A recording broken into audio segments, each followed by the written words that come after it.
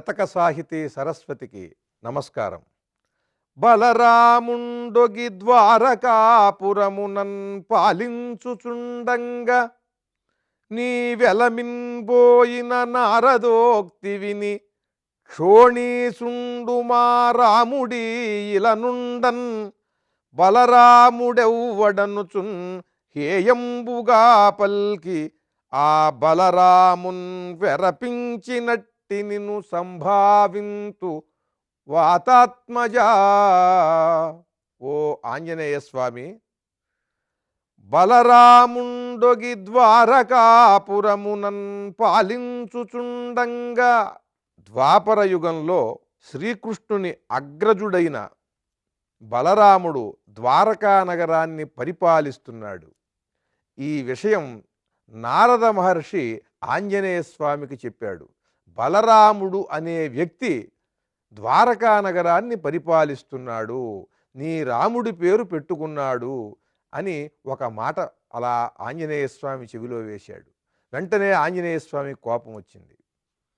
సకల సద్గుణవంతుడు, సర్వసమర్థుడు అయిన వాడు నా రాముడొక్కడే. ఏ యుగంలో అయినా సరే ఈ భూమిపైన నా రాముడి పేరు ఇంకొకడు పెట్టుకునే అర్హత లేదు. నా రాముడికున్న సకల సద్గుణములు ఉన్నవాడు ఎవడై ఉంటాడు? ఎవ్వడూ లేడు, ఇంకా ఉండే అవకాశం లేదు. నా రాముడొక్కడే.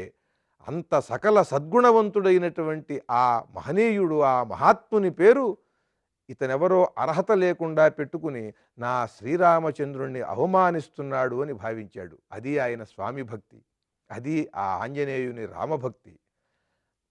తాను ఆరాధించే వ్యక్తి పేరు ఇంకొకరెవరైనా పెట్టుకున్నా కూడా సహించలేడు, అంతగా ఆరాధించాడు.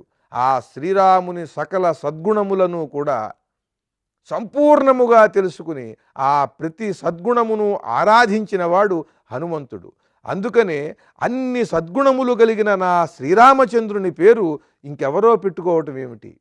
అంత సద్గుణవంతుడా అతని సంగతి ఏమిటో చూస్తాను అని అక్కడి నుంచి బయలుదేరి ద్వారకా నగరానికి వచ్చాడు.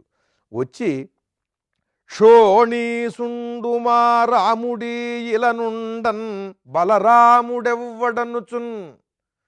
సార్వభౌముడు, పదవిని కూడా తృణప్రాయంగా వదిలివేసి తండ్రి మాట కోసం భార్యాసమేతుడై అడవులకు వెళ్ళిపోయినటువంటి ఆ త్యాగమూర్తి, ఆ సకల సద్గుణధాముడైన శ్రీరామచంద్రుని పేరు నువ్వెవడివి పెట్టుకునేందుకు? ఈ భూమిపైన నా రాముడు ఉండగా మళ్ళీ ఇంకొక రాముడు ఉండటానికి వీల్లేదు.